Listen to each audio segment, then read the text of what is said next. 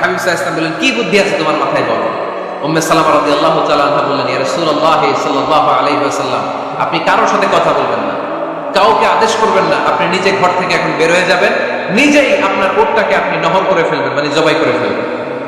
এরপর আপনার চুল যে সাহাবা সবসময় কেটে দেয় তাকে আদেশ করবেন আপনার চুল ফেলে দেওয়ার জন্য, বাকিটা কি হয় নিজেই দেখবেন। সুবহানাল্লাহ পড়বেন না? উম্মে সালামা রাদিয়াল্লাহু তাআলা আনহার পরামর্শ অনুযায়ী আল্লাহর হাবিব সাল্লাল্লাহু আলাইহি ওয়াসাল্লাম তাবু থেকে বের হলেন, নিজ হাতে ছুরি দিয়ে উটকে নহর করলেন। উট জবাই করা যায় না।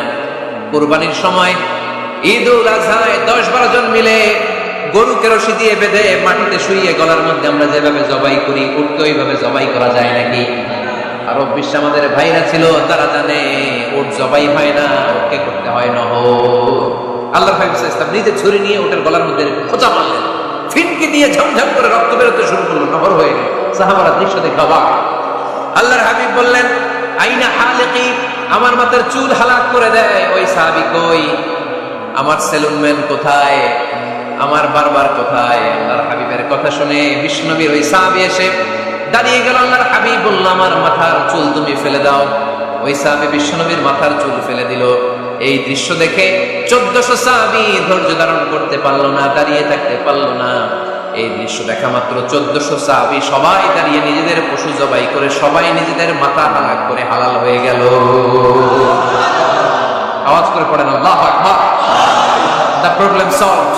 কার পরামর্শে? কার পরামর্শে? স্ত্রীর পরামর্শে। আল্লাহর হাবিব সাল্লাল্লাহু আলাইহি ওয়াসাল্লাম কারোর সাথে কথা না বলে বের হয়ে নহর করলেন, নিজের মাথার চুল ফেলে দিলেন। এই দৃশ্য যখন সাহাবারা দেখতো যে নবী এটা করেছে, আর বসে থাকা যায় না। 3 বার আদেশ করার পরে আমরা অনেক আবেগ দেখিয়েছি, আর আবেগ নয়, আমার নবী যাই করেছে আমরা তাই করবো। 1400 সাহাবা পশু জবাই করা শুরু করে দিল, মাথার চুল ফেলে দিয়ে হালাল হয়ে গেল। আওয়াজ করবেন সুবহানাল্লাহ। তার মানে মাঝে মাঝে নারীদের পরামর্শেরও দরকার আছে না নাই? এজন্য একা একা সিদ্ধান্ত নেবেন না, নারীদের কাছ থেকে পরামর্শ নেবেন। আল্লাহ হাবিব সাল্লাল্লাহু আলাইহি ওয়াসাল্লাম নারীদের পরামর্শ গুরুত্ব দিয়েছেন। মাঝে মাঝে জুনিয়রদের পরামর্শ নিতে হয়, ছোট্ট বাচ্চাদের পরামর্শ নিতে হয়। ছোট্ট বাচ্চাদেরকে বোকা মনে করবেন না, ছোট্ট ছেলে মেয়েদেরকে বোকা ভাববেন না, ওদের মাথায় বুদ্ধি আছে। মাঝে মাঝে জুনিয়র সিনিয়রদেরকে হারায় দেয়, আছে না নাই? আল্লাহর হাবিব সাল্লাল্লাহু আলাইহি ওয়াসাল্লামের একটা বৈশিষ্ট্য ছিল, তিনি কিছু খেলে খাওয়ার পরে বন্টন করলে কোন দিক দিয়ে করতেন? আওয়াজ করে বলেন না, ডান দিক থেকে। একবার তিনি দুধ খেলেন, দুধ খেয়ে বন্টন করবেন, কিন্তু ডান দিকে দাঁড়িয়েছিল একটা ছোট্ট ছেলে, আর বাঁ দিকে মুরব্বী সাহাবা। আল্লাহর হাবিব সাল্লাল্লাহু আলাইহি ওয়াসাল্লাম এই ছোট্ট ছেলের কাছ থেকে অনুমতি চাই, তার মানে ছোট্টদেরও পরামর্শ দরকার আছে না নাই? আল্লাহর হাবিব বললেন, আতাদানু লি আন উ'তিয়া হাউলা, আমার স্বভাব হলো খাবার বন্টনের সময় ডান দিক থেকে করি, কিন্তু এখন ডান দিকে তুমি ছোট্ট মানুষ, বাম দিকে বয়স্ক সাহাবারা, তুমি যদি অনুমতি দাও তোমার আগে বয়স্ক সাহাবাদেরকে দিয়ে আমি খাবার বিতরণ করতে চাই। ছোট্ট ছেলেটা বলল, ইয়া রাসূলুল্লাহ লা উসিরু বিনাসিবি মিনকা আহাদান, আপনার এই বরকতের জিনিস আমি অন্য কাউরে দিতে চাই না, আমার ভাগেরটা আমি আগে খাইতে চাই, যেহেতু হিসাবে আমি পাই আমার আগে দেন, আমি দিব না। সুবহানাল্লাহ বলেন। সে যেহেতু রাজি হয় নাই, আল্লাহ রাসূল সাল্লাল্লাহু আলাইহি ওয়াসাল্লাম দিতেও পারে নাই। আল্লাহ হাবিব সাল্লাল্লাহু আলাইহি ওয়াসাল্লাম দুধের পেয়ালাটা মুরব্বিদের হাতে না দিয়ে ছোট্ট বাচ্চার হাতে তুলে দিয়েছে। চিল্লায় পড়েন আল্লাহু আকবার। তাহলে ছোট্ট বাচ্চাদের পরামর্শের দলিল আছে না নাই? আল্লাহ রাসূল সাল্লাল্লাহু আলাইহি ওয়াসাল্লাম একবার ওয়াজ করতেছেন, সহিহ বুখারীর বর্ণনা। আল্লাহর হাবিব সাল্লাল্লাহু আলাইহি ওয়াসাল্লাম বললেন, ইন্না মিনাশ শাজারি শাজারা, এক ধরনের গাছ আছে, লা ইয়াসকুতু ওয়ারাকুহা, যেই গাছের পাতা কোনোদিন ঝরে না, পাতা পড়ে না, একটা গাছ আছে। মাসালুহা কামাসালিল মুসলিম, এই পাতার দৃষ্টান্ত মুসলিমের দৃষ্টান্ত একই।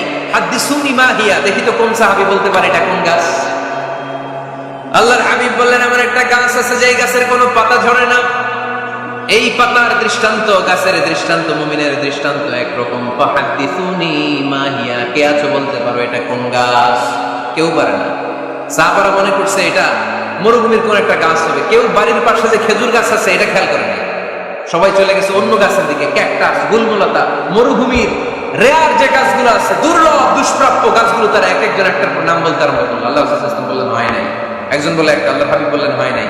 সবশেষে কেউ যখন পারে না, আল্লাহ রাসূল সাল্লাল্লাহু আলাইহি ওয়াসাল্লাম বললেন, ইন্নাহা নাখলা, এটা খেজুর গাছ। এটা কি গাছ? সবাই বলেন কি গাছ? খেজুর গাছ। কেউ পারে না। ওয়াজ শেষ, নসিহত শেষ, সবাই বাড়ি ফিরে যাচ্ছে। সাইয়েদনা ওমর ফারুক রাদিয়াল্লাহু তাআলা আনহু উনি ওনাকে নিয়ে যাচ্ছে। আব্দুল্লাহ ইবনে ওমর হঠাৎ করে বললেন, আব্বা, আল্লাহ রাসূল যখন জিজ্ঞেস করেছিল এটা কোন গাছ, আমি কিন্তু জানতাম এটা খেজুর গাছ, আমি কিন্তু জানতাম। ওমর ফারুক বললেন, বলো নাই কেন? আব্দুল্লাহ ইবনে ওমর বলেন, আব্বা, আপনি পারেন না, আমার চাচা আবু বকর পারে না, মুরব্বী সাহাবারা কেউ পারে না, আমি মাঝখান দিয়ে কেমনে বেয়াদবি করি? সুবহানাল্লাহ বলবেন না? ওমর ফারুক বললেন, বলো কি, তুমি যদি আজকে বিশ্বনবীর সামনে উত্তরটা দিতে পারতা, আমার ছেলে উত্তর দিতে পেরেছে, এটা জেনে আমার বুকটা এত বড় হয়ে যেত। ও আব্দুল্লাহ, কেন তুমি বললা না? আজকে কেউ প্রশ্নের উত্তর করতে পারে নাই, তুমি যদি বিশ্বনবীর সামনে দাঁড়িয়ে প্রশ্নের উত্তর করতে পারতা, আমার বুকটা এত বড় হয়ে যেত, কেন বললা না? তুমি বললে আমি বড্ড খুশি হয়ে যেতাম। সুবহানাল্লাহ। তার মানে মাঝে মাঝে জুনিয়ররা সিনিয়রদের তো হার মানায় দেয়, এরকম আছে না নাই? এজন্য পরামর্শ করবেন, অবশ্যই পরামর্শ করবেন। সাইয়েদনা ওমর ফারুক যখন খলিফা, তিনি মুরব্বীদের মিটিং এ একটা ছোট্ট বাচ্চাকে রাখতেন, অল্প বয়স্ক এক সাহাবী, ওই সাহাবীর নাম আব্দুল্লাহ ইবনে আব্বাস রাদিয়াল্লাহু তাআলা। মুরব্বীরা মনে কষ্ট পেলেন, কিরে, এই ছেলের সমান নাতি আছে, ঘরে আমার নাতি আছে, এই ছেলের সমান, এই ছেলেকে কেন রাখে? ওমর ফারুক বললেন, একদিন দেখাই দিব আপনাদেরকে কেন রাখে। ওমর ফারুক একদিন সবাইকে বললেন, ইদা জাআ নাসরুল্লাহি ওয়াল ফাতহ ওয়া রাআইতান নাসা ইয়াদখুলুনা ফি দীনিল্লাহি আফওয়াজা। এটা কোন প্রেক্ষাপটে নাজিল হয়েছে আপনারা কে জানেন বলেন তো? এক সাহাবী বললেন, এই সূরা দ্বারা বোঝানো হয়েছে আমাদের যখন বিজয় অর্জিত হবে তখন যেন আমরা বেশি বেশি আল্লাহর প্রশংসা করি। ওমর ফারুক বললেন, উত্তর হয় নাই। আরেক বয়স্ক সাহাবী বললেন, আমাদেরকে রব্বুল আলামিন বড় বড় শহর বিজয়ের ব্যাপারে আদেশ দিয়েছে, এই সূরা দ্বারা আমি এটা বলেছি। ওমর ফারুক বললেন, হয় নাই। কেউ যখন উত্তর করতে পারে নাই, ওমর ফারুক বললেন, ও আব্দুল্লাহ ইবনে আব্বাস, তুমি এই সূরার ব্যাপারে কি জানো? আব্দুল্লাহ ইবনে আব্বাস বলেন, হুয়া আজানু রাসূলিল্লাহ, এই সূরা দ্বারা বিশ্ব নবীর আগাম মৃত্যুকে বোঝানো হয়েছে। ইদা জাআ নাসরুল্লাহি ওয়াল ফাতহ, নবী হে, যখন বিজয় আসবে, আল্লাহর পক্ষ থেকে সাহায্য আসবে, ওয়া রাআইতান নাসা ইয়াদখুলুনা ফি দীনিল্লাহি আফওয়াজা, আপনি দেখবেন দলে দলে বানের পানির মতো লোকজন কালেমার ছাতার নিচে প্রবেশ করতেছে। তো সবাই যখন কালিমা পড়ে মুসলমান হয়ে যাবে, সবাইকে মুসলমান বানানোই ছিল বিশ্বনবীর মিশন। মিশন যখন কমপ্লিট, নবী থাকার পৃথিবীতে আর দরকার নাই। এই সূরা দ্বারা আল্লাহ বুঝিয়েছেন বিশ্বনবী পৃথিবীতে আর বেশি দিন বেঁচে নাই। চিল্লায় বলেন ঠিক কিনা? ওমর ফারুক ডেকে বললেন, আব্দুল্লাহ, মারহাবা, মারহাবান বিকা ইয়া আব্দুল্লাহ ইবনে আব্বাস। ও আব্দুল্লাহ ইবনে আব্বাস, মাশাআল্লাহ, তাবারাকাল্লাহ, কেউ সঠিক উত্তর না দিতে পারলেও তুমি সঠিক উত্তর দিয়েছো। তুমি এই সূরার ব্যাপারে যতটুকু জানো আমিও জানি ততটুকু, পড়েন সুবহানাল্লাহ। তুমি সঠিক উত্তর দিয়েছো। এই হাদিসগুলো প্রমাণ করে মাঝে মাঝে জুনিয়ররা সিনিয়রদেরকে হারিয়ে দেয়। চিল্লায় বলেন ঠিক কিনা? যদি একান্নবর্তী ফ্যামিলি হয়, ভাই বোন আত্মীয় স্বজন একসাথে, নারী পুরুষ দেখা দেওয়া জায়েজ নাই, তখন ছেলেরা একসাথে খান, ছেলেদের পর্ব শেষ হলে মেয়েরা একসাথে খান। একসাথে খেলে খাবার শেয়ার করলে বরকত আছে না নেই? সামান্য একটু খাবার আপনি আপনার ছেলের পাতে তুলে দেন, আপনার ছেলে আপনার পাতে তুলে দেবে, বরকত বাড়ায় দিবে কে? একসাথে ইফতারি করবেন, আলাদা আলাদা ইফতারি করবেন, একসাথে ইফতারি করলে বরকত দেয় কে? আল্লাহ হাবিব সাল্লাল্লাহু আলাইহি ওয়াসাল্লাম বললেন, কেউ যদি কাউকে ইফতারি করায় তাহলে রোজাদারের যত সওয়াব, যিনি ইফতারি করলো তারও তত সওয়াব। সাহাবারা বললেন, আমাদের তো এত সম্পদ নাই যে মানুষকে ইফতারি করাও। আল্লাহ হাবিব সাল্লাল্লাহু আলাইহি ওয়াসাল্লাম বললেন, ওয়ালাউ বিতামরা, একটা খেজুর দিয়েও যদি করাও এই সওয়াব পাবে। ওয়ালাউ বিআফকাতি লাবান, এক ঢোক দুধ দিয়েও যদি করাও, ওয়ালাউ বিশারবাতি মা, এক ঢোক পানি দিয়েও যদি করাও, এই সওয়াব পাবে। আপনি আপনার ভাই বোন একসাথে ইফতারি করতে বসেছেন, আপনার প্লেট থেকে একটা পেঁয়াজও আপনার ভাইয়ের প্লেটে দিবেন, ওই সওয়াব পাবে। আপনার ভাই একটা খেজুর আপনার প্লেটে দিবে, ওই সওয়াব পাবে। সুবহানাল্লাহ কইবেন না? তাহলে ঘরে সুখ শান্তি ফিরে আনার 4 নম্বর ফর্মুলা, একসাথে খাবার খান। একসাথে খাবার খেলে হৃদ্যতা বাড়ে, সম্পর্ক বাড়ে। বিসমিল্লাহ বলে খাওয়া শুরু করবেন, ডান হাতে খাবেন, খাওয়া শেষে পড়বেন আলহামদুলিল্লাহ। খাওয়ার পরে কি পড়বেন? খবরদার রান্নার বদনাম করবেন না কখনো। রান্নার বদনাম করেন নাকি? এটা ঝাল হয়েছে, ওইটা মজা হয় নাই, এটা টক হয়েছে, এটা লবণ হয় নাই, এরকম আছে না নাই? লবণ হয় নাই, বউরের তালাক দিছে, এরকম আছে না নাই? রান্না একটু ভালো হয় নাই, ঝাল হয়ে গেছে বেশি, বউরের মায়ের সুদ, এরকম ডাকাইতে আছে না নাই? মা আবা রাসূলুল্লাহি সাল্লাল্লাহু আলাইহি ওয়াসাল্লাম তুআমান ক্বাত্তু, আল্লাহর হাবিব সাল্লাল্লাহু আলাইহি ওয়াসাল্লাম কখনো কোন রান্নার বদনাম করতেন না। ইনিশতাহাহু আকালাহু, বুখারীর বর্ণনা। ভালো লাগলে খেতেন, ভালো লাগতেছে আরো খেতেন, আরো খেতেন। ওয়া ইন কারিহাহু তারাকা, ভালো না লাগলে রেখে দিতেন, ওর দিকে তাকাইতেন না। কিন্তু কখনো বলেন নাই লবণ হয় নাই, কখনো বলেন নাই ঝাল বেশি হয়েছে, কখনো বলেন নাই রান্নাটা মজা হয় নাই। সুবহানাল্লাহ বলবেন না? এই রাসূল ছিলেন। এজন্য রান্নার বদনাম করবেন না, একসাথে মিলেমিশে খান, বরকত বাড়ায় দিবে কে? 4টা গেল। 5 নাম্বার, ঘরে কোরআন তেলাওয়াত করুন। কি তেলাওয়াত? কোরআন তেলাওয়াত নাই, ঘরে তেলাওয়াত নাই, ফজরের পরে তেলাওয়াত নাই, সব ঘুম আর ঘুম, আছে না নাই? তো রহমত বরকত ঢুকবে কেমনে? ঘরে কোরআন তেলাওয়াত করুন। হাজবেন্ড তার ওয়াইফকে কোরআন তেলাওয়াত শোনাবে, ওয়াইফ তার হাজবেন্ডকে শোনাবে, বাবা তার সন্তানকে শোনাবেন, সন্তান বাবাকে শোনাবেন। প্রতি মাসের জন্য একটা সূরাকে নির্ধারণ করুন যে আমরা সবাই মিলে এই মাসে এই সূরাটা মুখস্থ করব। পারা যাবে? আওয়াজ করে বলেন তো, সূরাতুদ দোহা এটা কি খুব বড় সূরা? কথা কয় না। সূরাতুদ দোহা কি বড় সূরা না ছোট সূরা? তো এক মাসে কি এই সূরাটা মুখস্থ করা যাবে না? কথা বলে। ওয়াত্তিনি ওয়াজ-যাইতুন ওয়া তুরি সিনিন, এটা কি বড় সূরা? এক মাসে পারা যাবে না? প্রতি মাসের জন্য একটা করে সূরা নির্ধারণ করুন। তাহলে 12 মাসে কয়টা সূরা? আওয়াজ করে বলতে হবে, 12টা সূরা। প্রতি মাসে একটা। এই যে নতুন বছরের জন্য প্ল্যান নেন, ঘরটারে কি করে সুখী সমৃদ্ধ বানাবেন। প্রতি মাসের জন্য কয়টা সূরা? 12 মাসে তাহলে কয় সূরা? 12 সূরা। প্রতি সপ্তাহে আপডেট নেবেন, কয় আয়াত হইল তোমার। স্ত্রীর খোঁজ খবর নেবেন, সন্তানের খোঁজ খবর নেবেন, কয় আয়াত হলো। মাস শেষে সবাই সবার কাছ থেকে শুনবেন, ঘরের বরকত বাড়ায় দিবে কে? এরকম ফ্যামিলি আমাদের সবার হোক, আমরা চাই না? হ্যাঁ, স্ত্রী তার স্বামীকে কোরআন তেলাওয়াত করে শোনায়, স্বামী তার স্ত্রীকে কোরআন তেলাওয়াত করে শোনায়, বাবা তার সন্তানকে কোরআন তেলাওয়াত করে শোনায়, সন্তান তার বাবাকে কোরআন তেলাওয়াত করে শোনায়। আপনার ছেলে মেয়েরা যখন কোরআন পড়ে আওয়াজ করে পড়তে বলেন, যাতে ভুল হলে শুধরে দিতে পারে। এবং প্রতি মাসে যে সূরাটা মুখস্থ করবেন, ওই সূরাটা তাদাব্বুরে কোরআন করতে হবে, অর্থ জানতে হবে। মাতৃভাষায় কোরআনের অর্থ জানার দরকার আছে না নাই? তাহলে ঘরে কোরআন তেলাওয়াত করবেন। আল্লাহ রাসূল সাল্লাল্লাহু আলাইহি ওয়াসাল্লাম আম্মা জান আয়েশা রাদিয়াল্লাহু তাআলা আনহার কোলের মধ্যে মাথা রেখে কোরআন তেলাওয়াত করতেন। সুবহানাল্লাহ নাই? স্ত্রীর কোলে মাথা রেখে কোরআন তেলাওয়াত করবেন, এটা সুন্নাহ। আল্লাহ রাসূল সাল্লাল্লাহু আলাইহি ওয়াসাল্লাম আম্মা জান আয়েশা রাদিয়াল্লাহু তাআলা আনহার কোলে মাথা রেখে কোরআন তেলাওয়াত করতেন। আম্মা জান আয়েশা রাদিয়াল্লাহু তাআলা আনহা বলেন, কানা রাসূলুল্লাহ সাল্লাল্লাহু আলাইহি ওয়াসাল্লাম ইয়াকরাউল কুরআন ওয়া রাসুহু ফি হাজরি ওয়া আনা হায়েদ। আমার মাসিক চলা অবস্থায়, মেনস্ট্রুয়েশনাল পিরিয়ড চলা অবস্থায় আমার কোলে মাথা রেখে বিশ্বনবী কোরআন তেলাওয়াত করেছেন, আর আমি শুনেছি। চিল্লায় পড়েন সুবহানাল্লাহ। ঘরে শান্তি নাই, কারণ কোরআন তেলাওয়াত নাই। তো কোরআনের তেলাওয়াতও নাই, শান্তিও নাই। আল্লাহর হাবিব সাল্লাল্লাহু আলাইহি ওয়াসাল্লাম বলেছেন, সহিহ মুসলিমের হাদিস, লা তাজআলু বুয়ুতাকুম মাকাবিরা, তোমরা তোমাদের ঘরটারে গোরস্থান বানিয়ে রেখো না। ফা ইন্না শাইতানা ইয়ানফিরু মিনাল বাইতিল্লাযী তুকরাউ ফীহি সূরাতুল বাকারা, কারণ শয়তান ওই ঘর থেকে দৌড়ে পালায় যেই ঘরে সূরাতুল বাকারা তেলাওয়াত করা হয়। সুবহানাল্লাহ পড়ে। এজন্য ঘর উদ্বোধনের সময় কোন সূরা পড়তে হয়? সূরা বাকারা। চিল্লায় পড়েন কোন সূরা? আওয়াজ করে পড়েন কোন সূরা? নতুন ঘর করছেন, নতুন দোকান করছেন, নতুন ফ্ল্যাট কিনেছেন, কোন সূরা পড়বেন? সূরাতুল বাকারা। শয়তান ওই ঘরে থাকে না। সহিহ মুসলিমের আরেকটা হাদিসে আল্লাহ রাসূল সাল্লাল্লাহু আলাইহি ওয়াসাল্লাম বলেছেন, ইকরাউ সূরাতাল বাকারা, তোমরা সূরা বাকারা তেলাওয়াত করো।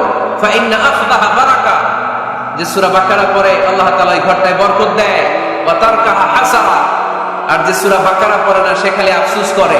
ওয়ালা ইস্তাতিউহাল বাতালা, কোন জিন, কোন পেতনি, কোন ব্ল্যাক ম্যাজিক, কোন জাদু টোনা বান ওই ঘরের কোন সদস্যকে কোন ক্ষতি করতে পারে না। আবার সূরা বাকারায় একটা আয়াত আছে, কোরআনের সর্বশ্রেষ্ঠ আয়াত। বলেন তো আয়াতটার নাম কি? আওয়াজ করে বলেন কোন আয়াত? আল্লাহর হাবিব সাল্লাল্লাহু আলাইহি ওয়াসাল্লাম বললেন, মান কারা আয়াতুল কুরসি দুবুরা কুল্লি সালাতিন মাকতুবা, প্রত্যেক ফরজ সালাতের পরে যে ব্যক্তি আয়াতুল কুরসি পড়বে তার জান্নাতে যাওয়ার ব্যাপারে আর কোনো বাধা থাকবে না। একটা মাত্র বাধা ছাড়া, সেটা হচ্ছে মরণ। লোকটা মরে না তাই জান্নাতে যায় না, মরলেই জান্নাতে। আওয়াজ করে পড়েন আল্লাহু আকবার। তাহলে সংসারে শান্তি আনার 5 নম্বর পদ্ধতি হচ্ছে ঘরে কোরআন তেলাওয়াত করতে হবে। এখন কোরআনের তেলাওয়াত নাই, কোরআন আমরা শিখাতে চাই না, আছে না নাই? আমরা এখন ধর্মপ্রাণ হয়েছি কোরআন ছাড়া। কি ছাড়া? ধর্মপ্রাণ, ধর্মপ্রাণ, আমরা বড়ই ধর্মপ্রাণ। নামাজ রোজার কিছু নাই, ভুলেও ধরি না কোরআন। ধর্মপ্রাণ, রোজ সকালে শুনতাম আগে আল কোরআনের বাণী রে, আল কোরআনের বাণী। এখন শুনি সারে গামার দীপ্ত ফ্যান ফ্যানানি। রোজ সকালে শুনতাম আগে আল কোরআনের বাণী রে, আল কোরআনের বাণী। এখন শুনি সারে গামার দীপ্ত ফ্যান ফেনানি।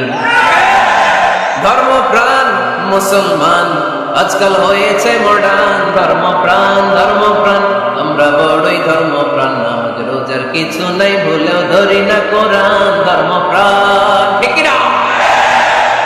প্রতিদিন কোরআন শিখায় যে তার পকেট যায় ফাঁকা রে, তার পকেট যায় ফাঁকা। সপ্তাহে 2 দিন গান শিখায় যে নেয় তো 1000 টাকা। ধর্মপ্রাণ মুসলমান আজকাল হয়েছে মডার্ন। ধর্মপ্রাণ ধর্মপ্রাণ আমরা বড়ই ধর্মপ্রাণ। নামাজ রোজার কিছু নাই ভুলেও ধরি না কোরআন। ধর্মপ্রাণ। এরকম ধর্মপ্রাণ আমরা কেউ হতে চাই? প্রতিদিন ফজরের পরে আমার ঘর থেকে কোরআন তেলাওয়াত হোক, আমরা চাই কি চাই না? ঘরে সুখ সমৃদ্ধি আর শান্তি আসার মাধ্যম হচ্ছে কোরআন তেলাওয়াত করা। ঘরে কোরআন তেলাওয়াত বাড়ায় দেন, ঘরে শান্তি বাড়ায় দেবে কে? 6 নম্বর হচ্ছে মাঝে মাঝে বেড়াতে যাবেন। পারা যাবে? জি হয়। এই যে আপনাদের এখানে জাফলং আছে না? জাফলং আর কি আছে সিলেটে? মাধবকুণ্ড আর হাকালুকি, সবচেয়ে বড় হাওর বাংলাদেশে। আমি গিয়েছিলাম একবার। এই হাকালুকিতে যে 2 জন হারাই যাবে, 2 জন 2 দিকে। পারা যাবে? যাবেন। আল্লাহ রাসূল সাল্লাল্লাহু আলাইহি ওয়াসাল্লাম যেতেন স্ত্রীদেরকে নিয়ে মরুভূমিতে বেড়াতে যেতেন, আউটিং এ যান, মাঝে মাঝে ফ্যামিলি ট্যুরে যান। কুল সিরু ফিল আরদ সুম্মা আনজুরু কাইফা কানা আকিবাতুল মুকাদ্দিবিন। জমিনে ঘুরে বেড়াও আর দেখো মিথ্যাবাদীরা পৃথিবীতে কি করেছে আর তাদের সাথে আমি কি আচরণ করেছি, ঠিক কি না? সুযোগ হলে মিশরে যান, ফেরাউনের লাশ দেখে আসেন। কারুনের বাড়িতে যান, ধ্বংসস্তূপ দেখে আসেন। পারলে জর্ডানে যান, মৃত সাগর দেখে আসেন। সমকামিতার কারণে লূত আলাইহিস সালামের কওমের লোকদেরকে আল্লাহ জমিন থেকে উঠিয়ে একটা আঘাত করেছেন জমিনে। ফাজআলনা আলিয়াহা সাফিলাহা, জমিনের উপরের মাটিকে আমি নিচে ঢুকিয়েছি, নিচের মাটিকে আমি উপরে ঢুকিয়েছি। উপর থেকে শিলা আর প্রস্তর বৃষ্টি নাজিল করে পুরো জমিনটারে আমি মেসাকার করে দিয়েছি। ওখানে এখন ডেড সি, লোহিত সাগর, মৃত সাগর। ওখানে কোনো মাছ জন্মায় না, কোনো কাঁকড়া জন্মায় না, ব্যাঙ জন্মায় না, কিচ্ছু জন্মায় না। লবণের ডেনসিটি, ঘনত্ব এত বেশি, ওখানে কোনো মানুষ ডুবেও না। গজবের জায়গা, সুযোগ হলে দেখে আসে। টাকা পয়সা ভালো থাকলে সময় হলে প্রায় ফ্যামিলি মেম্বারদেরকে নিয়ে উমরায় যায়। নবদম্পতি যারা বা রিসেন্টলি তোমরা যারা বিয়ে করতে যাচ্ছ, you are going to be a new couple, পারলে তোমাদের হানিমুনটা উমরায় সেরে ফেলো। পারা যাবে না? স্বামী স্ত্রী 2 জনে মিলে মক্কায় চলে যাও, আল্লাহর ইবাদত, আল্লাহর ঘরে সিজদা দিয়ে নতুন জীবনটাকে নতুন ভাবে শুরু করো। বরকত দিবে কে? তাহলে ঘরে বা ফ্যামিলিতে সুখ সমৃদ্ধি নিয়ে আসার 6 নম্বর মাধ্যম হচ্ছে আউটিং এ যাও, মাঝে মাঝে বেড়াতে যাওয়া। আল্লাহ রাসূল সাল্লাল্লাহু আলাইহি ওয়াসাল্লাম বেড়াতে যেতেন, সফরে স্ত্রীদেরকে নিয়ে যেতেন। সহিহ বুখারীর বর্ণনা, কানা রাসূলুল্লাহ সাল্লাল্লাহু আলাইহি ওয়াসাল্লাম ইযা আরাদা সাফারান আকরা বাইনা আজওয়াজিহি। আল্লাহ রাসূল সফর করলে কোন স্ত্রীকে নিয়ে যাবেন তিনি স্ত্রীদের নাম লিখে লটারি করতেন। সুবহানাল্লাহ নাই? কি করতেন? কোরআ, আরবিতে বলে কোরআ, বাংলায় বলে লটারি। এই লটারি জায়েজ, এই লটারি জায়েজ আছে। স্ত্রীদের নাম লিখে কোরআ করতেন, লটারি। যার নাম আসতো তাকে নিয়ে আল্লাহ হাবিব সাল্লাল্লাহু আলাইহি ওয়াসাল্লাম সফরে বেরিয়ে যেতেন। সফরে স্ত্রীদের সাথে দৌড়াদৌড়ি করতেন। সুবহানাল্লাহ বলবেন না? আম্মা জান আয়েশা রাদিয়াল্লাহু তাআলা আনহাকে আল্লাহ হাবিব সাল্লাল্লাহু আলাইহি ওয়াসাল্লাম এত ভালোবাসতেন, আল্লাহ হাবিব সাল্লাল্লাহু আলাইহি ওয়াসাল্লাম বলতেন, আয়েশা চলো দৌড়াদৌড়ি করি। ওই যে দেখা যায় খেজুর গাছ, চলো কে কার আগে যেতে পারে। 2 জন দৌড়ালেন। বিয়ের প্রথম দিকে আম্মা জান আয়েশা রাদিয়াল্লাহু তাআলা আনহা ফার্স্ট হয়ে গেলেন, কারণ তখন তিনি চিকন ছিলেন, এত মোটা ছিলেন না। আবার অনেক বছর পরে আরেক সফরে যখন আম্মা জান আয়েশা সফরে লটারিতে নাম আসলো, ওই সফরে আবার আল্লাহ হাবিব সাল্লাল্লাহু আলাইহি ওয়াসাল্লাম বললেন, আয়েশা চলো আজকে দৌড়াদৌড়ি করি। 2 জন দৌড় দিলেন। এবার আম্মা জান আয়েশা রাদিয়াল্লাহু তাআলা আনহা জিততে পারলেন না, যেহেতু মোটা হয়ে গেছেন। আল্লাহ রাসূল সাল্লাল্লাহু আলাইহি ওয়াসাল্লাম দৌড়ে গাছ ধরে ফার্স্ট হয়ে গেলেন। সুবহানাল্লাহ পড়েন। আম্মা জান আয়েশা এবার রাগ করে বসে আছেন। আল্লাহ হাবিব সাল্লাল্লাহু আলাইহি ওয়াসাল্লাম বললেন, হাদিহি সাফকাতু বিতিল। ওই যে কয়েক বছর আগে আয়েশা একদিন রাতে তুমি আমারে হারাই দিয়েছিলে, আজকে তোমারে হারাইয়া ওটার প্রতিশোধ তুলে নিলাম। সুবহানাল্লাহ পড়তে পারলেন না? কি ভালোবাসাবাসী ছিল, কি খুনসুটি ছিল। কি আদর্শ আগের সমৃদ্ধ সুখী শান্তির একটা সংসার ছিল বিশ্বনবী সাল্লাল্লাহু আলাইহি ওয়াসাল্লাম। তিনি স্ত্রীদের সাথে খোশ গল্প করতেন, বিনোদন করতেন, হাসি ঠাট্টা করতেন, তবে এই বিনোদন ছিল সুস্থ বিনোদন, এই রসিকতা ছিল সুস্থ রসিকতা, ঠিক কিনা? আমরা এটা করতে চাই না। অনেকের চেহারা, আমাদের চেহারার মধ্যে কোনো হাসি নাই, খালি রাগ আর রাগ, আছে না নাই? অনেকে দেখবেন 5 বছর একবারও হাসি নাই। সুজানগরে আলহামদুলিল্লাহ এরকম নাই। সুজানগরে এই যে সবাই হাসতেছে, সবার মুখে হাসি। হাসবেন, মুচকি হাসবেন, মুচকি হাসি দেওয়া সুন্নাত। আর মুচকি হাসতে পয়সা লাগে না। পয়সা লাগে তো হাসেন না কেন? মুচকি হাসেন, হাসি দেওয়া সুন্নাত। তো তাহলে 6 নাম্বার যে পদ্ধতি আমরা পেলাম ঘরে সুখ শান্তি আনার, মাঝে মাঝে ফ্যামিলি মেম্বারদেরকে নিয়ে আমরা হাকালুকি হাওড়ে হারিয়ে যাব, আমরা মাধবকুণ্ড বেড়াতে যাব, আমরা জাফলং এ যাব, পারলে আমরা কক্সবাজার সমুদ্র সৈকতে যাব। যেমনটি আল্লাহ হাবিব সাল্লাল্লাহু আলাইহি ওয়াসাল্লাম স্ত্রীদেরকে নিয়ে বেড়াতে যেতেন। ইনশাআল্লাহ পড়েন, পারবেন তো? যাবেন তো সবাই? আচ্ছা, 7 নাম্বার পদ্ধতি সংসারে সুখ শান্তি ফিরে আনার, ফ্যামিলির গুরুত্বপূর্ণ বিষয়ে সিদ্ধান্ত নিতে পরামর্শ করবেন। ফ্যামিলি মিটিং কি করবেন? কি মিটিং? ফ্যামিলি মিটিং করবেন, পরামর্শ। এক্ষেত্রে স্ত্রী, সন্তান, ভাই, বোন, আব্বা আম্মা সবার পরামর্শ নেবেন। অনেকে আছে কারো কথা শোনে না, মনে যা চায় তাই করে, আছে না নাই? পরে আফসোস করে, পরে হাই হাই করে। কারণ যারা পরামর্শ করে এরা কোনোদিন হাই হাই করা লাগে না। চিল্লায় বলেন ঠিক কিনা?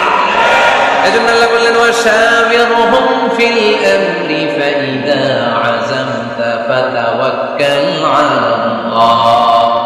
গুরুত্বপূর্ণ বিষয়ে সিদ্ধান্ত নেবার আগে তোমরা পরামর্শ করে নাও। যখন তোমরা পরামর্শ করে সঠিক সিদ্ধান্তে উপনীত হয়ে যাবে, তখন তাওয়াক্কুল করবা একজনের উপর, তিনি কে? সিদ্ধান্ত যখন নিয়ে ফেলবেন আল্লাহর উপর তাওয়াক্কুল করবেন। এজন্য পরামর্শের কোনো বিকল্প নাই। পরামর্শ নেবেন, স্ত্রীদেরও পরামর্শ নেবেন। অনেকে বলে আরে মেয়ে মানুষ, কি পরামর্শ, আমি তো সব জানি। এরকম আছে না নাই? অনেক সময় নারীদের পরামর্শ কাজে লাগে। আমাদের বোনদের মাথায় ভালো ভালো বুদ্ধি আছে না নাই? বুদ্ধি আছে। আপনারা হুদায়বিয়ার সন্ধির নাম শুনেছেন? কত হিজরিতে? 6ষ্ঠ হিজরিতে 1400 সাহাবা আল্লাহ রাসূল সাল্লাল্লাহু আলাইহি ওয়াসাল্লামকে নিয়ে উমরা করার জন্য গেল, কিন্তু কাফেররা মক্কায় ঢুকতে দিবে না। তখন একটা সন্ধি হলো যে এই বছর আমরা ফিরে যাব। আল্লাহ হাবিব সাল্লাল্লাহু আলাইহি ওয়াসাল্লাম ওই সন্ধিতে রাজি হলেন। আংটির মধ্যে মুহাম্মদ রাসূলুল্লাহ সিল মারলেন, রাজি, কিন্তু সাহাবারা রাজি না। সাহাবারা বললেন ইয়া রাসূলুল্লাহ, এত কষ্ট করে 1400 সাহাবা উমরা করার জন্য এসেছি, উমরা না করেই আমরা ফিরে যাব, আমরা যাব না।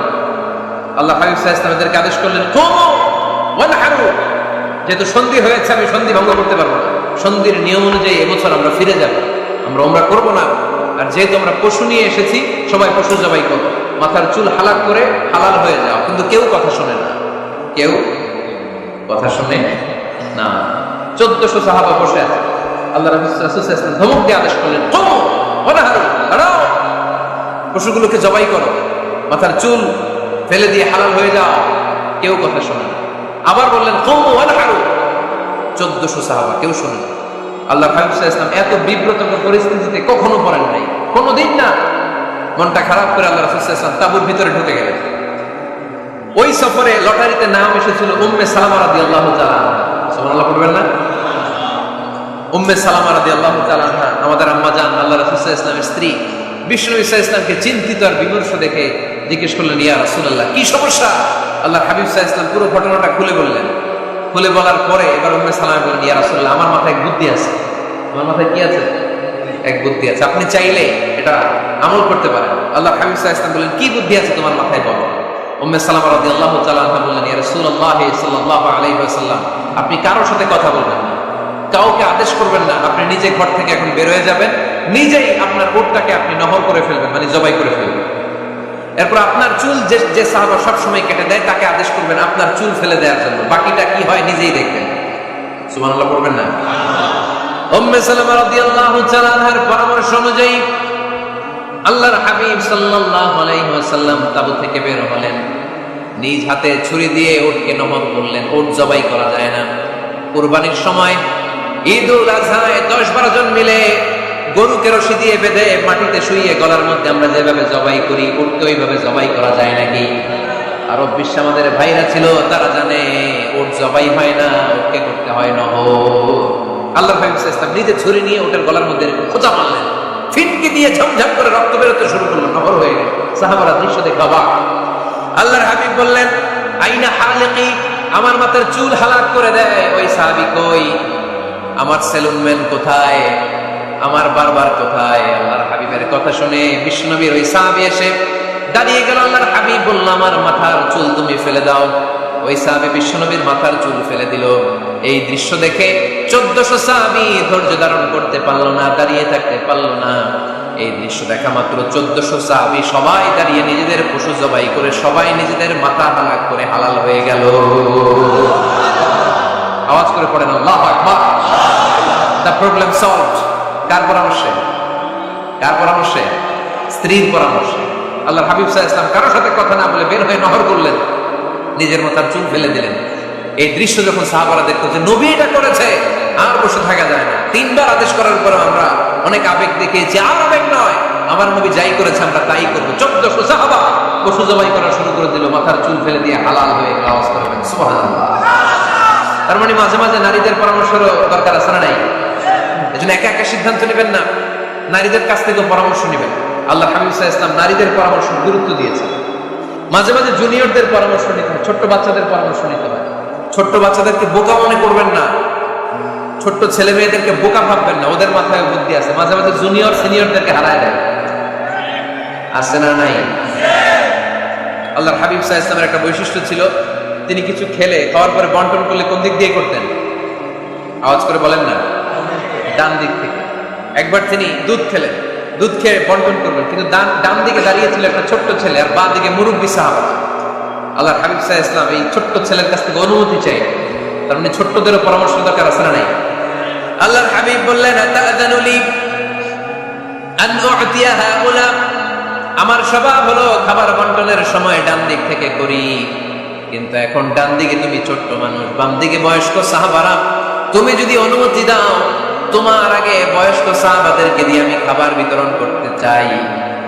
ছোট্ট ছেলেটা বলল, ইয়া রাসূলুল্লাহ, লা উসিরু বিনাসিবি মিনকা আহাদান, আপনার এই বরকতের জিনিস আমি অন্য কাউরে দিতে চাই না, আমার ভাগেরটা আমি আগে খেতে চাই, যেহেতু হিসাবে আমি পাই আমার আগে দেন, আমি দিব না। সুবহানাল্লাহ বলেন। সে যেহেতু রাজি হয় না, আল্লাহ রাসূল সাল্লাল্লাহু আলাইহি ওয়াসাল্লাম দিতেও পারে নাই। আল্লাহ হাবিব সাল্লাল্লাহু আলাইহি ওয়াসাল্লাম দুধের পেয়ালাটা মুরব্বিদের হাতে না দিয়ে ছোট্ট বাচ্চার হাতে তুলে দিয়েছে। চিল্লায় পড়েন আল্লাহু আকবার। তাহলে ছোট্ট বাচ্চাদের পরামর্শের দলিল আছে না নাই? আল্লাহ রাসূল সাল্লাল্লাহু আলাইহি ওয়াসাল্লাম একবার ওয়াজ করতেছেন, সহিহ বুখারীর বর্ণনা। আল্লাহর হাবিব সাল্লাল্লাহু আলাইহি ওয়াসাল্লাম বললেন, ইন্না মিনাশ শাজারি শাজারা, এক ধরনের গাছ আছে, লা ইয়াসকুতু ওয়ারাকুহা, যেই গাছের পাতা কোনোদিন ঝরে না, পাতা পড়ে না, একটা গাছ আছে। মাসালুহা কামাসালিল মুসলিম, এই পাতার দৃষ্টান্ত মুসলিমের দৃষ্টান্ত একই। হাদিসুনি মা হিয়া, দেখি তো কোন সাহাবী বলতে পারে এটা কোন গাছ? আল্লাহর হাবিব বললেন, আমার একটা গাছ আছে যেই গাছের কোনো পাতা ঝরে না। এই পাতার দৃষ্টান্ত, গাছের দৃষ্টান্ত, মুমিনের দৃষ্টান্ত একরকম। ফাহাদিসুনি মা হিয়া, কে আছো বলতে পারো এটা কোন গাছ? কেউ পারে না। সাহাবারা মনে করছে এটা মরুভূমির কোন একটা গাছ হবে। কেউ বাড়ির পাশে যে খেজুর গাছ আছে এটা খেয়াল করে না, সবাই চলে গেছে অন্য গাছের দিকে। ক্যাকটাস, গুলমুলতা, মরুভূমির রেয়ার যে গাছগুলো আছে, দুর্লভ দুষ্প্রাপ্য গাছগুলো, তারা এক একজন একটার পর নাম বলতে আরম্ভ করলো। আল্লাহ রাসূল সাল্লাল্লাহু আলাইহি ওয়াসাল্লাম বললেন হয় নাই, একজন বলে একটা, আল্লাহ হাবিব বললেন হয় নাই। সবশেষে কেউ যখন পারে না, আল্লাহ রাসূল সাল্লাল্লাহু আলাইহি ওয়াসাল্লাম বললেন, ইন্নাহা নাখলা, এটা খেজুর গাছ। এটা কি গাছ? সবাই বলেন কি গাছ? খেজুর গাছ। কেউ পারে না। ওয়াজ শেষ, নসিহত শেষ, সবাই বাড়ি ফিরে যাচ্ছে।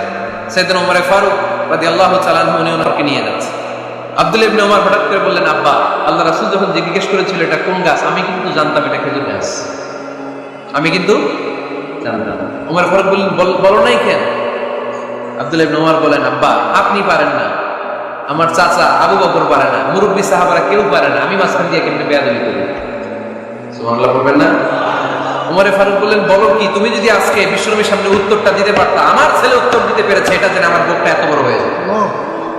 ও আব্দুল্লাহ, কেন তুমি বললা না? আজকে কেউ প্রশ্নের উত্তর করতে পারে নাই, তুমি যদি বিশ্বনবীর সামনে দাঁড়িয়ে প্রশ্নের উত্তর করতে পারতা, আমার বুকটা এত বড় হয়ে যেত, কেন বললা না? তুমি বললে আমি বড্ড খুশি হয়ে যেতাম। সুবহানাল্লাহ। তার মানে মাঝে মাঝে জুনিয়ররা সিনিয়রদেরকেও হার মানায় দেয়, এরকম আছে না নাই? এজন্য পরামর্শ করবেন, অবশ্যই পরামর্শ করবেন। সাইয়েদনা ওমর ফারুক যখন খলিফা, তিনি মুরব্বীদের মিটিং এ একটা ছোট্ট বাচ্চাকে রাখতেন। অল্প বয়স্ক এক সাহাবী, ওই সাহাবীর নাম আব্দুল্লাহ ইবনে আব্বাস রাদিয়াল্লাহু তাআলা। মুরব্বীরা মনে কষ্ট পেলেন, কিরে এই ছেলের সমান নাতি আছে আমার ঘরে, আমার নাতি আছে এই ছেলের সমান, এই ছেলেকে কেন রাখে? ওমর ফারুক বললেন, একদিন দেখাই দিব আপনাদেরকে কেন রাখে। ওমর ফারুক একদিন সবাইকে বললেন, ইদা জাআ নাসরুল্লাহি ওয়াল ফাতহ ওয়া রাআইতান নাসা ইয়াদখুলুনা ফি দীনিল্লাহি আফওয়াজা। এটা কোন প্রেক্ষাপটে নাজিল হয়েছে আপনারা কে জানেন বলেন তো? এক সাহাবী বললেন, এই সূরা দ্বারা বোঝানো হয়েছে আমাদের যখন বিজয় অর্জিত হবে তখন যেন আমরা বেশি বেশি আল্লাহর প্রশংসা করি। ওমর ফারুক বললেন, উত্তর হয় নাই। আরেক বয়স্ক সাহাবী বললেন, আমাদেরকে রব্বুল আলামিন বড় বড় শহর বিজয়ের ব্যাপারে আদেশ দিয়েছে, এই সূরা দ্বারা আমি এটা বুঝেছি। ওমর ফারুক বললেন, হয় নাই। কেউ যখন উত্তর করতে পারে নাই, ওমর ফারুক বললেন, ও আব্দুল্লাহ ইবনে আব্বাস, তুমি এই সূরার ব্যাপারে কি জানো? আব্দুল্লাহ ইবনে আব্বাস বলেন, হুয়া আজালু রাসূলিল্লাহ, এই সূরা দ্বারা বিশ্ব নবীর আগাম মৃত্যুকে বোঝানো হয়েছে। ইদা জাআ নাসরুল্লাহি ওয়াল ফাতহ, নবী হে যখন বিজয় আসবে, আল্লাহর পক্ষ থেকে সাহায্য আসবে, ওয়া রাআইতান নাসা ইয়াদখুলুনা ফি দীনিল্লাহি আফওয়াজা, আপনি দেখবেন দলে দলে বানের পানির মতো লোকজন কালেমার ছাতার নিচে প্রবেশ করতেছে। তো সবাই যখন কালিমা পড়ে মুসলমান হয়ে যাবে, সবাইকে মুসলমান বানানোই ছিল বিশ্বনবীর মিশন। মিশন যখন কমপ্লিট, নবী থাকার পৃথিবীতে আর দরকার নাই। এই সূরা দ্বারা আল্লাহ বুঝিয়েছেন বিশ্বনবী পৃথিবীতে আর বেশি দিন বেঁচে নাই। চিল্লায় বলেন ঠিক কিনা? ওমর ফারুক ডেকে বললেন, আব্দুল্লাহ মারহাবা, মারহাবান বিকা ইয়া আব্দুল্লাহ ইবনে আব্বাস, ও আব্দুল্লাহ ইবনে আব্বাস, মাশাআল্লাহ তাবারাকাল্লাহ। কেউ সঠিক উত্তর না দিতে পারলেও তুমি সঠিক উত্তর দিয়েছো। তুমি এই সূরার ব্যাপারে যতটুকু জানো আমিও জানি ততটুকু। পড়েন সুবহানাল্লাহ। তুমি সঠিক উত্তর দিয়েছো। এই হাদিসগুলো প্রমাণ করে মাঝে মাঝে জুনিয়ররা সিনিয়রদেরকে হারিয়ে দেয়। চিল্লায় বলেন ঠিক কিনা? এজন্য মাঝে মাঝে বাচ্চা ছেলেদেরও পরামর্শের দরকার আছে না নাই? ঘরে সুখ নাই, শান্তি নাই, কারণ পরামর্শ করেন না তো। আব্বা আম্মার পরামর্শ নেন, স্ত্রীদের পরামর্শ নেন, ছেলে মেয়েদের পরামর্শ নেন। গুরুত্বপূর্ণ সিদ্ধান্ত নেওয়ার আগে পরামর্শ করে সিদ্ধান্তগুলো নেওয়ার দরকার আছে না নাই? পরামর্শ করে ফ্যামিলি মিটিং এ যদি আমরা সিদ্ধান্ত নেই, ওই সিদ্ধান্তে বরকত দিবে কে? আওয়াজ করে বলেন, ওই ঘরটারে বরকতময় করে কে? 8 নাম্বার হচ্ছে, প্রত্যেকটা ঘরে এক একটা পারিবারিক পাঠাগার গড়া চাই, ফ্যামিলি লাইব্রেরি। যাদের ঘরে নাই তাদের ঘরে একটা পাঠাগারের দরকার আছে না নাই? একটা শোকেস বানাবেন, ওখানে ইসলামী বইগুলো রাখবেন, ইসলামী সাহিত্যগুলো রাখবেন, তাফসিরগুলো রাখবেন, হাদিসের বইগুলো রাখবেন। একটা পারিবারিক পাঠাগারের দরকার আছে না নাই? কোরআনের প্রথম আয়াত হচ্ছে পড়ো। কোরআনের প্রথম আয়াত কি? আল কোরআনের প্রথম বাণী পড়ো, আল হাদিসে নবীর কথা পড়ো। আল কোরআনের প্রথম বাণী পড়ো, আল হাদিসে নবীর কথা পড়ো। পড়ে পড়ে শেখো, শিখে শিখে তুমি তোমার নিজের জীবন গড়ো। পড়েন আমিন। কোরআনের প্রথম কথা কি? ইকরা, পড়ো। কোরআনের প্রথম কথা কি? ইকরা বিসমি রাব্বিকাল্লাযী খালাক, খালাকাল ইনসানা মিন আলাক।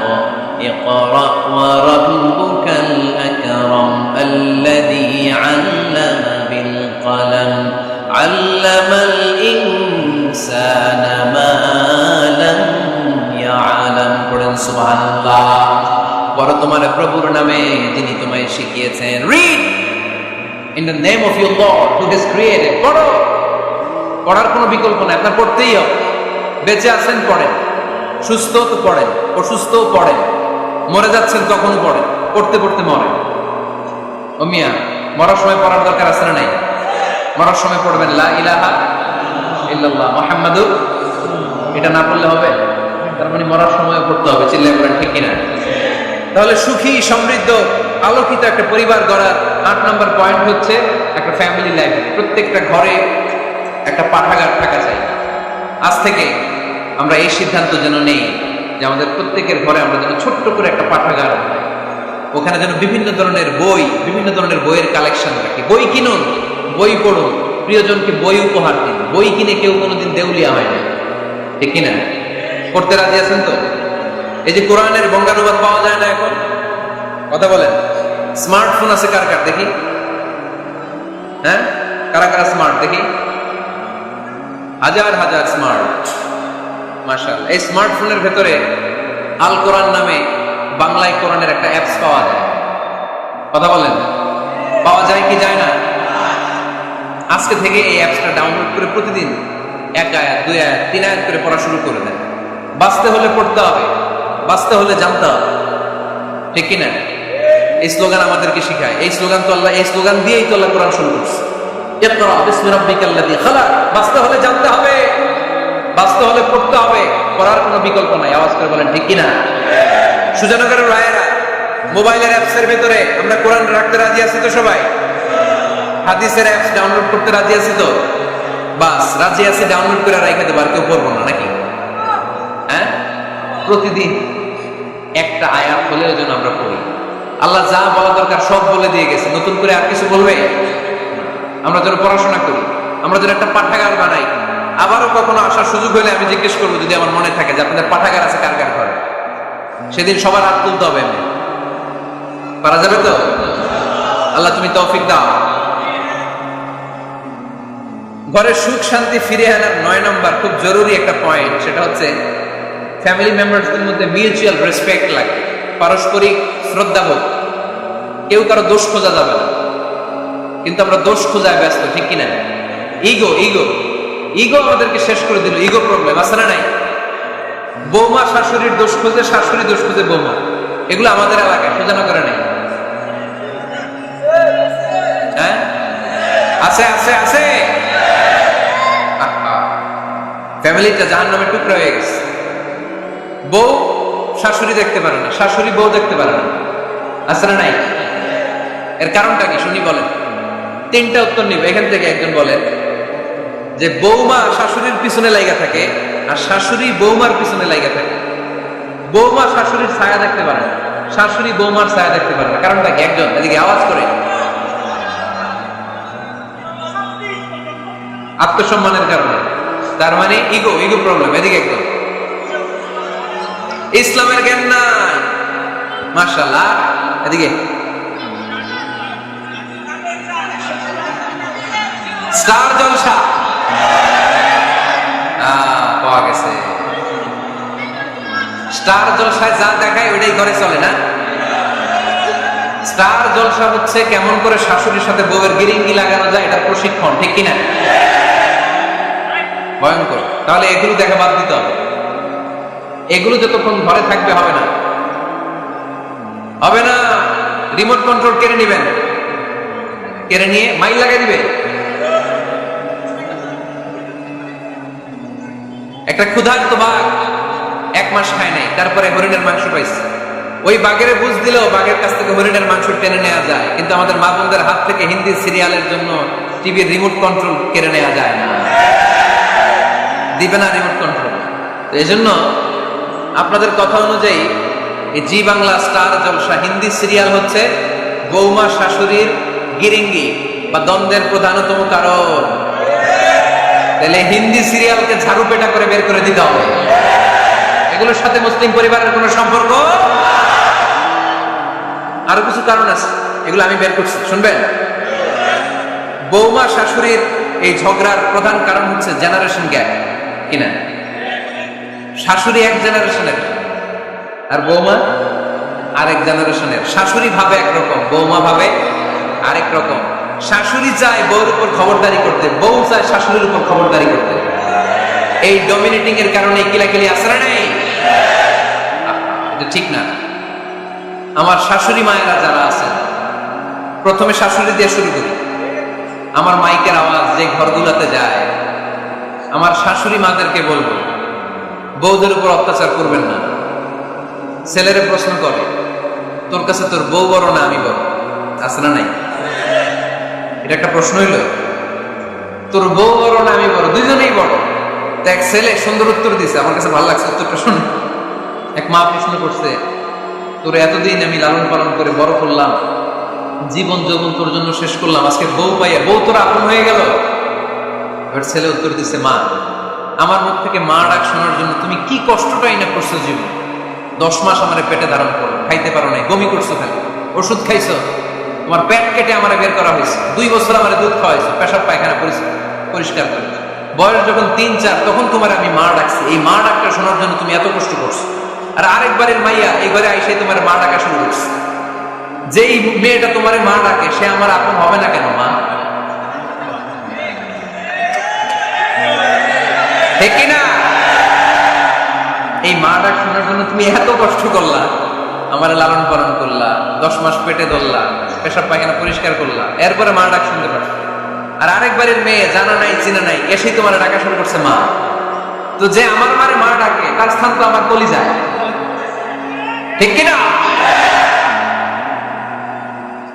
শাশুড়ি আম্মারা যারা আছেন প্লিজ বৌমাদেরকে কষ্ট দিয়েন না। অনেক শাশুড়ি আছে পান থেকে চুন খসলে রেগে যায়, পদে পদে স্ত্রীর ভুল ধরে, বউয়ের ভুল ধরে, আছে না নাই? এটা করবেন না। সে তো নতুন, আপনার অনেক এক্সপিরিয়েন্স হতে তার সময় লাগবে। তাকে সময় দিন, তাকে ভালোবাসুন, ঠিক কিনা? না বুঝে সামান্যতে বৌমারে বদদোয়া দেয়, এরকম আছে না নাই?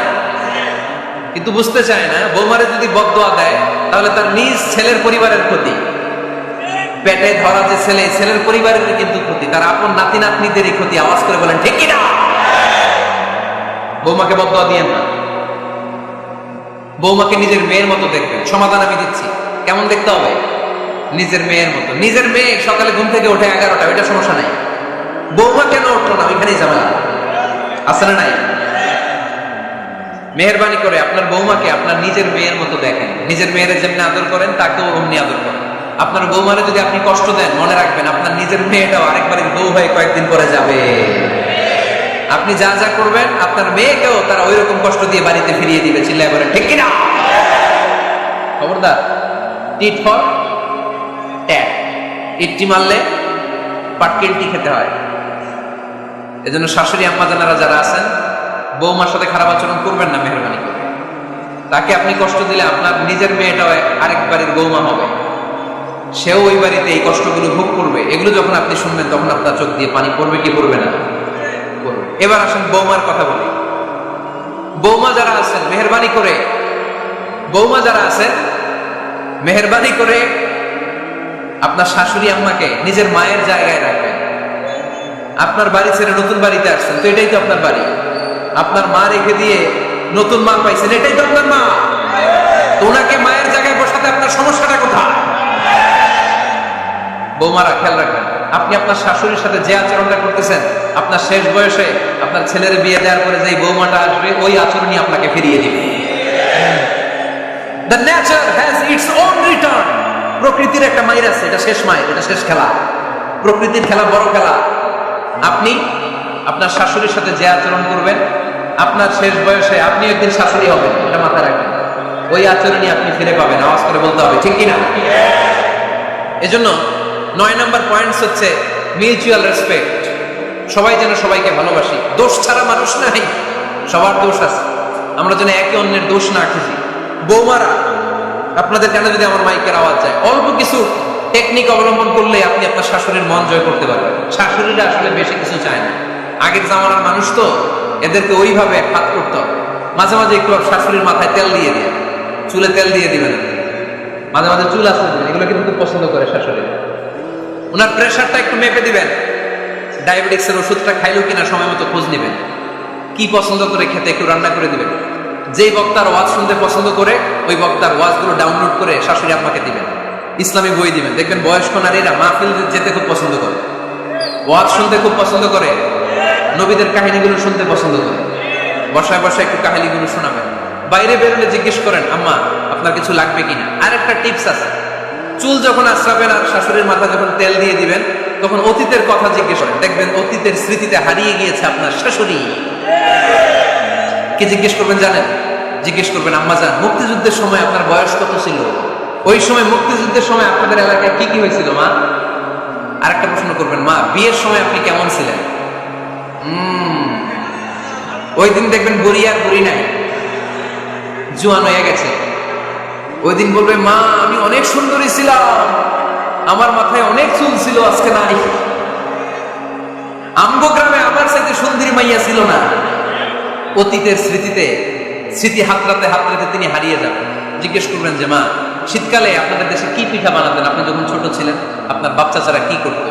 এগুলো জিজ্ঞেস করলে উনি স্মৃতির পাতা হাতড়াতে হাতড়াতে চোখ দিয়ে দাঁড় করে ওনার পানি ঝরতে শুরু করবে। আপনার জায়গায় ওনার হৃদয়ের মনি কোঠায় এমন জায়গায় বসবে, আপনার ছাড়া উনি কিছুই বুঝবে না।